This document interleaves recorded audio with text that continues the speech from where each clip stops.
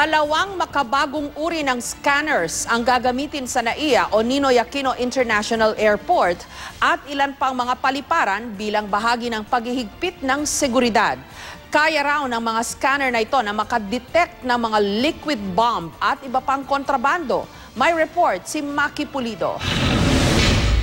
Wala pa tayo dito, na-determine nila yan na ganito nga pag lumagpas. Ang tinatangkaraw ngayon ng mga terorista ay magpalusot ng liquid bomb sa mga eroplano. Kaya sabi ng Office for Transportation Safety, kung tutuusin, noon pa natin kailangan itong liquid bomb scanner. Ang liquid bomb na pwedeng uring lotion, alcoholic drink o kaya'y mineral water, hindi naman kasi madidetect ng X-ray.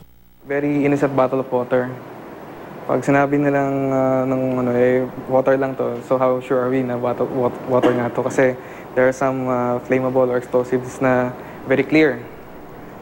So we just have to put it here just to make sure.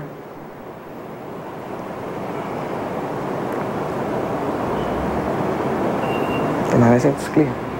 Kailangan natin ito dahil nga doon sa makabagong teknolohiya na yung mga banta ng terorismo na ginagamit itong mga liquid bottle na to na composition ng explosive. Bumili rin ang Office for Transportation Security ng passive millimeter wave scanner. Ang hindi naman ito palulusutin ay lahat ng klase ng bagay na nakatago sa ilalim ng damit ng tao na maaaring makalusot sa ordinaryong pagkapkap ng security officer, lalo na kung nasa maselang bahagi ito ng pasahero. Sa computer screen, magkakaroon ng itim na kulay sa bahaging may nakakubling gamit. So, karagdagang suporta po siya upang matiyak ko yung seguridad ng ating mga kababayan. Pero kahit na may liquid bomb scanner, bawal pa ring ipasok ng pasahero ang mga boteng may sukat na 100 mm pataas. Lalo na't iilang piraso lang ang mga nabiling equipment, 8 liquid scanner at 8 ring wave scanner. Kulang na kulang para sa 84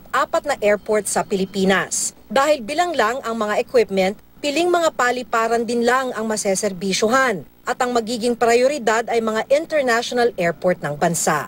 Maki Pulido, GMA News.